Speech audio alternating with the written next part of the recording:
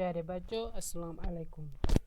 आज पढ़ो इस फर्स्ट मैथ। सोन टॉपिक छ आज काउंटिंग फ्रॉम 10 to 20 10 पे 20 तम गुजरावन काउंटिंग करें। पेज नंबर 71 तुम थो नजर फिल इन द ब्लैक्स। गोडनिच पिक्चर गोडनुक पार्ट अत हयत माचस तुज यड़ कन ग्रुप बनत अत मज वो कस माचस तुज 1 2 3 4 5 6 7 8 9 गई 9 लेखो बन कन 9 पत करोस प्लस प्लस पत बे तुज यड़ कन यह करोस प्लस 9 तो 1 कस गई 10 गो 9 + 1 गई 10 गो यह बनो 10 हुंद ग्रुप बनो 10 तुजन कर यकजा तो बनो ग्रुप 10 हुंद लिख 1 0 10 और हावन पत अमुक दुयम पार्ट अत बंडल बनत अत मज 10 तुज प्लस यड़ कन 1 गो बे तुज 10 हज बंडल बे गो 10 हज बंडल अत लेखो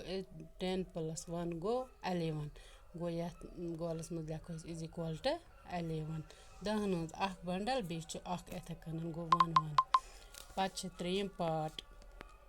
अत नसन 10 हज बंडल बे 2 तुज यड़ कन गो 10 + 2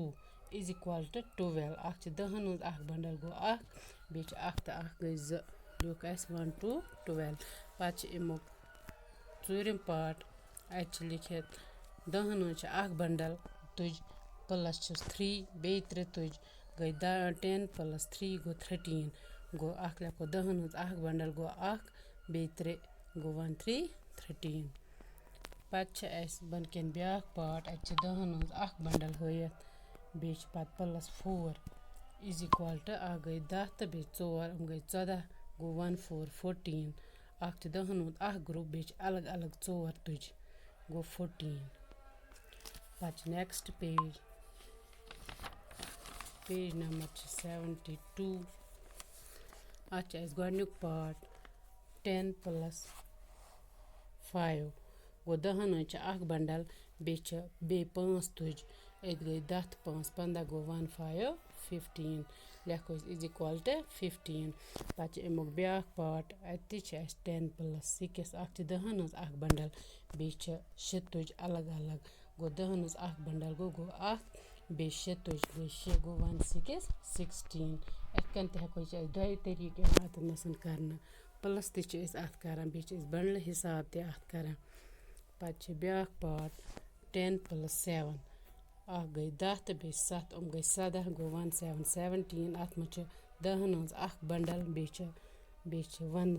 7 1 2 3 4 5 6 7 गो 1 7 17 पत ब्या पार्ट अत नसन 10 हज बंडल बे 8 तुज अलग अलग कर अत नसन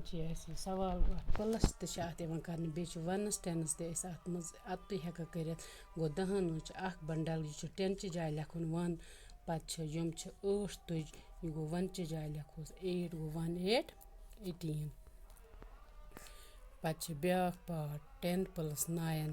10 तो 9 कस गई 1 9 19 19 गई अत मज 10 हज बंडल बे 9 अक पत ब्या पार्ट अत 10 हज बंडल प्लस ब्या 10 हज बंडल 10 तो 10 कस गई =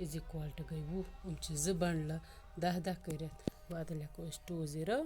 20 बच्चों यथ क्लास मज गो युत थैंक यू।